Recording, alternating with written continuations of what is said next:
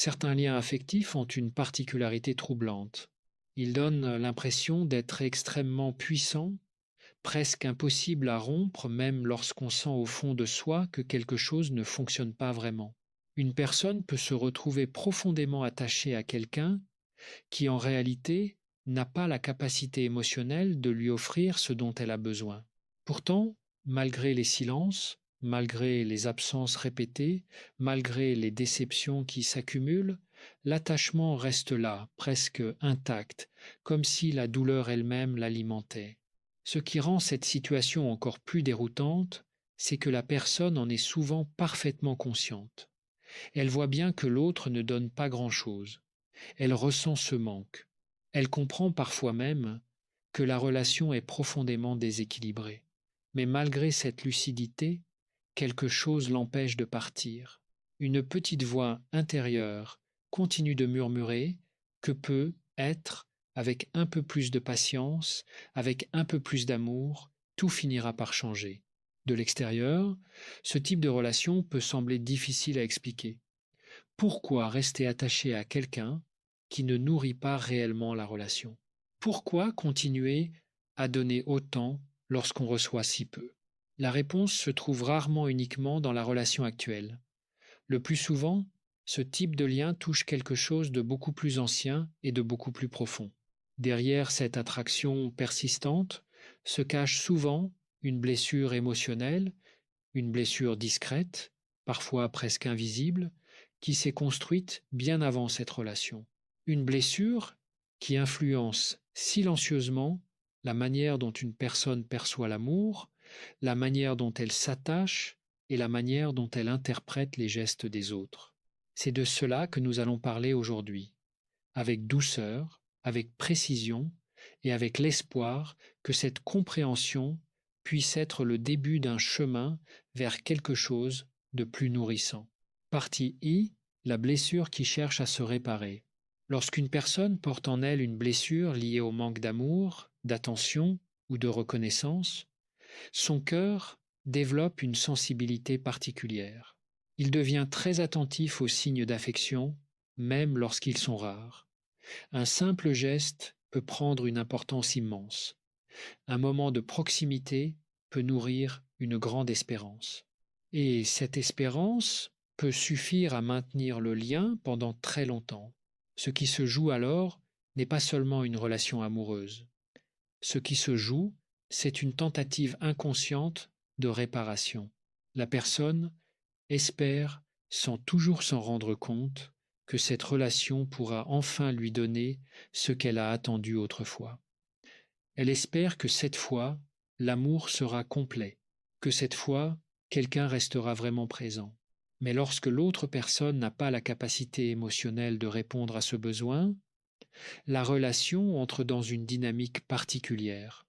Plus le manque se fait sentir, plus l'attachement peut paradoxalement devenir fort. Le cœur interprète l'absence non pas comme un signal pour partir, mais comme une raison supplémentaire d'essayer encore. Et c'est précisément ainsi que certaines personnes finissent par aimer profondément quelqu'un qui, au fond, ne peut presque rien leur donner. Il y a dans cette dynamique quelque chose qui mérite d'être regardé avec beaucoup de bienveillance. Ce n'est pas une faiblesse, ce n'est pas une erreur de jugement, c'est le résultat d'une histoire émotionnelle qui a appris à certaines personnes que l'amour ressemble à quelque chose d'incertain, quelque chose qu'il faut aller chercher, conquérir, mériter. Et lorsque l'on a appris cela très tôt, on reconnaît cette dynamique dans les relations adultes, non pas consciemment, mais émotionnellement. Elle semble familière, elle semble réelle. La blessure ne cherche pas à souffrir, elle cherche à guérir. Simplement, elle cherche parfois à guérir dans des endroits où la guérison n'est pas encore possible. Partie 2. La mécanique de l'attachement intermittent. Lorsqu'on observe ce type d'attachement avec un peu de recul, on remarque que la relation suit souvent une mécanique très précise. Tout commence généralement par une connexion qui semble intense, presque évidente. Quelque chose attire immédiatement un regard, une manière d'être, une sensibilité particulière qui donne l'impression d'avoir trouvé quelqu'un de rare. Au début, il peut même y avoir des moments très beaux, des instants de proximité, des conversations profondes, des gestes d'attention qui donnent l'impression que la relation possède un potentiel immense. Ces moments deviennent très importants parce qu'ils nourrissent l'espoir. Ils donnent le sentiment que l'autre personne est capable d'aimer, mais qu'il lui faut simplement un peu de temps pour s'ouvrir davantage. Progressivement, pourtant, une forme de déséquilibre apparaît. La relation commence à fonctionner de manière irrégulière. Parfois la proximité est forte, parfois elle disparaît presque complètement. Certaines périodes donnent de l'espoir, d'autres provoquent de la confusion. Ce mélange d'attention et de distance crée un phénomène psychologique très puissant. Le cerveau humain réagit très fortement aux récompenses imprévisibles. Lorsque l'affection apparaît de manière rare mais intense, elle devient encore plus précieuse. Chaque signe d'intérêt prend une importance énorme. Chaque message, chaque geste, chaque moment partagé semble confirmer que la relation peut fonctionner. Ce mécanisme renforce l'attachement de manière silencieuse. La personne commence à attendre ces moments positifs avec de plus en plus d'intensité. Elle se concentre sur les rares signes d'affection et minimise les périodes de distance ou de froideur. L'esprit cherche naturellement à préserver l'espoir. Dans ce contexte, l'amour peut progressivement se transformer en attente. Une attente parfois très longue, nourrie par l'idée que l'autre personne finira par changer. Il devient alors difficile de voir la relation telle qu'elle est réellement. La mémoire sélectionne les moments lumineux et atténue les moments de manque. Cette dynamique peut durer des mois, parfois des années. La personne continue d'investir dans la relation parce qu'elle croit profondément au potentiel de l'autre. Elle pense souvent que si elle aime suffisamment, si elle est suffisamment patiente, si elle comprend mieux les blessures de l'autre, alors la relation pourra enfin devenir équilibrée. Mais une relation ne peut pas se construire uniquement sur l'espoir. L'amour a besoin de réciprocité pour se développer sainement. Il a besoin de présence, de constance, de disponibilité émotionnelle. Lorsque ces éléments sont absents, l'attachement finit par se nourrir davantage du manque que de la relation elle-même. Et c'est là que la blessure intérieure joue un rôle essentiel, parce que cette blessure rend le manque familier. Elle donne l'impression étrange que cet amour difficile, cet amour incertain, ressemble à quelque chose que l'on connaît déjà depuis longtemps. Partie 3. La familiarité de la douleur. Ce sentiment de familiarité joue un rôle beaucoup plus important qu'on ne l'imagine. Lorsqu'une relation reproduit une émotion que l'on a déjà connue dans le passé, même si cette émotion était douloureuse, elle peut paradoxalement sembler rassurante. Le cerveau humain est profondément attaché à ce qui lui est familier. Il préfère souvent un schéma connu, même inconfortable, à une situation nouvelle et incertaine. C'est pour cette raison que certaines personnes se retrouvent plusieurs fois dans des relations similaires. Les visages changent, les contextes changent, mais la dynamique reste étrangement la même. Au début, la relation semble pleine de promesses. Puis, progressivement, apparaît cette sensation de courir après l'attention de l'autre, de devoir attendre, espérer, patienter. Ce phénomène est souvent lié à ce que les psychologues appellent les schémas affectifs précoces. Durant l'enfance, chacun développe une manière particulière de comprendre l'amour en fonction de ce qu'il a vécu dans ses premières relations importantes. Ces expériences construisent des repères émotionnels très puissants. Si l'affection a été constante, stable et sécurisante, l'adulte aura tendance à rechercher naturellement des relations équilibrées. Mais lorsque l'amour a été incertain, imprévisible ou conditionnel, l'esprit peut apprendre une autre logique. Il peut intégrer l'idée que l'amour demande des efforts, qu'il faut le mériter, qu'il faut parfois attendre longtemps avant de recevoir de l'attention. Ce modèle devient ensuite une sorte de carte invisible qui guide les relations futures. Dans ce contexte, rencontrer quelqu'un de distant peut activer un mécanisme très profond. Au lieu de percevoir immédiatement cette distance comme un signe d'incompatibilité, la personne peut ressentir une forme de défi émotionnel. Et inconsciemment, elle se dit, si j'arrive à être aimé par cette personne, alors cela prouvera enfin ma valeur. Cette quête devient alors très puissante. Chaque petit signe d'affection de la part de l'autre est vécu comme une validation, comme une confirmation que l'effort commence à porter ses fruits. Et même lorsque ces signes restent rares, ils suffisent souvent à maintenir l'espoir. Il ne s'agit pas d'un manque de lucidité.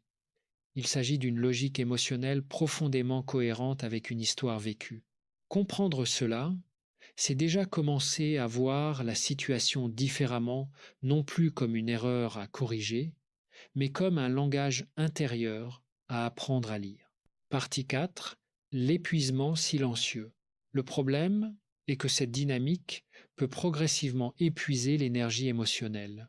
La personne donne beaucoup, écoute beaucoup, comprend beaucoup, elle essaie d'être patiente, présente, compréhensive, mais malgré tous ses efforts, la relation ne devient jamais vraiment stable. Ce n'est pas parce que l'amour n'est pas sincère, c'est simplement parce que l'autre personne n'a pas la capacité émotionnelle de répondre à ce besoin. Certaines personnes ne savent pas aimer de manière constante, non pas par mauvaise intention, mais parce qu'elles portent elles-mêmes leurs propres limites, leurs propres peurs, leurs propres blessures non résolues. Et lorsque deux histoires émotionnelles se rencontrent, celle d'une personne qui cherche à recevoir enfin l'amour qui lui a manqué, et celle d'une personne qui ne sait pas vraiment le donner, une relation intense peut naître. Mais elle risque aussi de devenir profondément déséquilibrée. Avec le temps, cette relation commence souvent à produire un effet intérieur très particulier. D'un côté, la personne ressent un attachement sincère. Elle pense souvent à l'autre. Elle espère le voir. Elle imagine ce que la relation pourrait devenir. Mais de l'autre côté, apparaît progressivement une fatigue émotionnelle, une sensation de donner beaucoup sans ressentir la même présence en retour. Cette fatigue n'est pas toujours visible au début. Elle se construit lentement, presque silencieusement. La personne continue de faire des efforts parce qu'elle croit que la relation mérite d'être protégée. Elle interprète souvent les silences ou la distance comme des périodes difficiles pour l'autre, comme des moments où il faut simplement être patient. Le problème, c'est que l'esprit humain possède une grande capacité à justifier ce qui lui fait mal. Lorsqu'un lien affectif est fort, il devient facile de trouver des explications pour préserver la relation. On peut se dire que l'autre traverse une période compliquée, qu'il a peur de s'engager, qu'il n'a peut-être jamais appris à exprimer ses émotions. Ces interprétations ne sont pas forcément fausses. Beaucoup de personnes ont effectivement des difficultés à construire des relations stables. Ce qui devient dangereux, c'est lorsque cette compréhension transforme la personne en quelqu'un qui attend indéfiniment. Attendre peut sembler noble au début, cela peut même donner l'impression d'aimer profondément, mais lorsque l'attente devient permanente, elle finit par créer une forme de déséquilibre intérieur. La personne commence à adapter son comportement pour préserver la relation. Elle devient plus prudente, plus attentive, parfois même plus silencieuse pour éviter de déranger l'autre. Peu à peu, son monde émotionnel commence à tourner autour de cette relation. L'attention se concentre sur les messages, les réponses, les moments où l'autre semble disponible. Chaque geste devient un indice. Chaque silence devient une question. Cette hyper-attention fatigue énormément l'esprit. L'amour cesse d'être un espace de sécurité pour devenir un espace d'incertitude. Au lieu de se sentir apaisé par la relation, La personne se retrouve souvent en train d'analyser, d'interpréter, de deviner ce que l'autre ressent réellement. Et plus la personne s'investit émotionnellement, plus il devient difficile de s'arrêter parce qu'abandonner la relation donnerait l'impression que tous les efforts, toutes les attentes et toutes les émotions investies n'ont mené nulle part. C'est précisément à ce moment que la blessure intérieure se révèle le plus clairement. Elle murmure que partir signifierait perdre une chance précieuse. Elle suggère que peut-être, si l'on attend encore un peu, l'autre finira par comprendre, par changer, par offrir enfin ce qui a tant manqué. Partie 5. Le regard qui revient vers l'intérieur. À un certain moment, une question intérieure très profonde commence à apparaître. Est-ce vraiment de l'amour ou est-ce une blessure? Lorsque cette question émerge, quelque chose change déjà dans la conscience. Pendant longtemps, l'attention était tournée vers l'autre personne, ses réactions, ses silences, ses hésitations. Mais à partir de ce moment, le regard commence lentement à revenir vers l'intérieur. La personne commence à observer la relation avec un peu plus de distance. Elle remarque certains détails qu'elle ne voyait pas auparavant. Elle réalise que la relation fonctionne presque toujours selon le même rythme. Des moments d'espoir apparaissent puis disparaissent. Des périodes de proximité sont suivies de longues distances émotionnelles. Et ce cycle se répète encore et encore.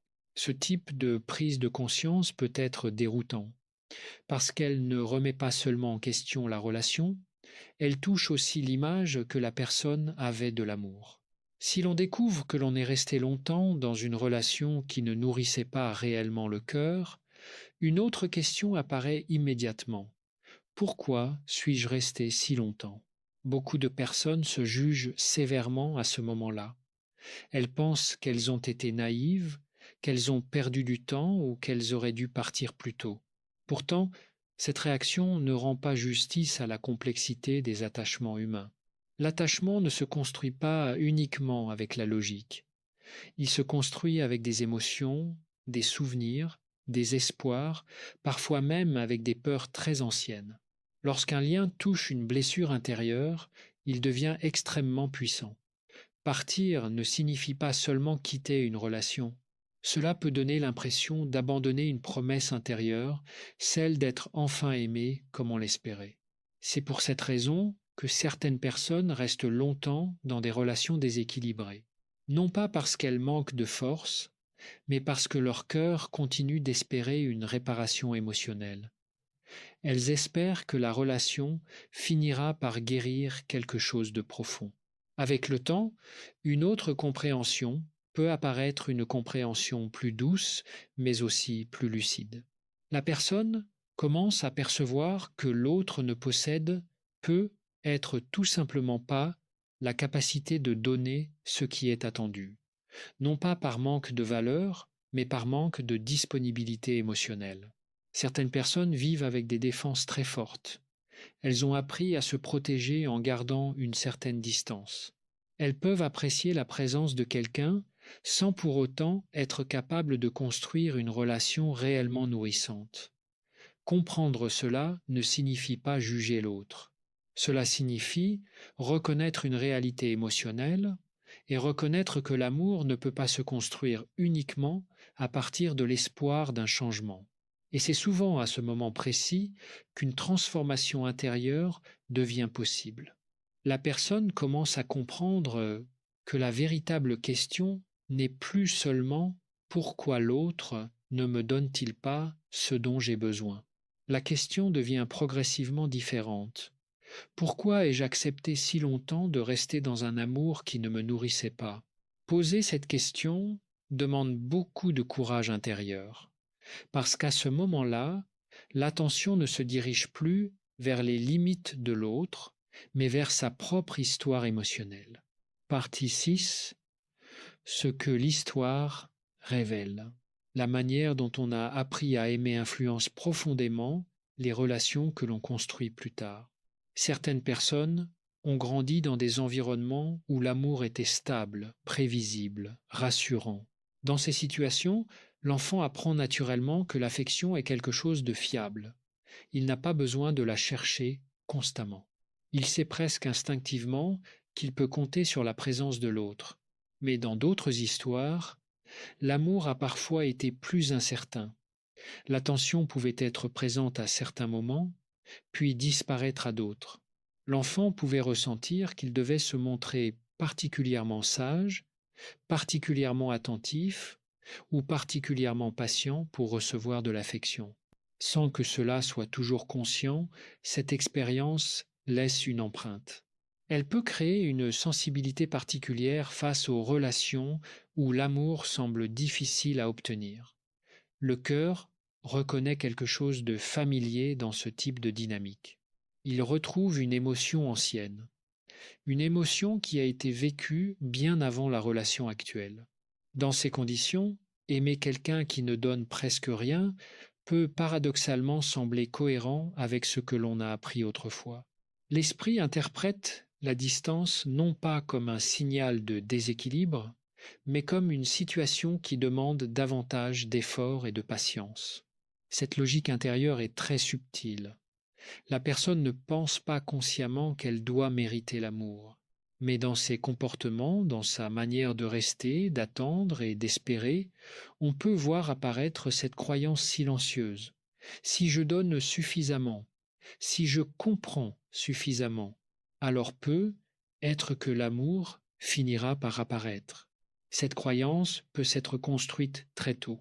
Lorsque l'enfant a appris consciemment ou non que l'affection dépendait de son comportement, il peut intégrer l'idée que l'amour doit être mérité, que l'on doit faire des efforts pour rester digne d'être aimé. Plus tard, dans les relations adultes, cette logique peut réapparaître de manière presque invisible. La personne continue de donner parce qu'elle pense qu'un jour tout cet investissement sera reconnu. Elle imagine qu'à force de patience et de loyauté, l'autre finira par se sentir suffisamment en sécurité pour offrir un amour plus stable. Le problème est que l'amour ne fonctionne pas comme une récompense. Il ne se développe pas parce que quelqu'un attend assez longtemps ou parce qu'il donne assez. L'amour véritable apparaît lorsque deux personnes possèdent toutes les deux la capacité de se rencontrer émotionnellement. Lorsque cette capacité n'est présente que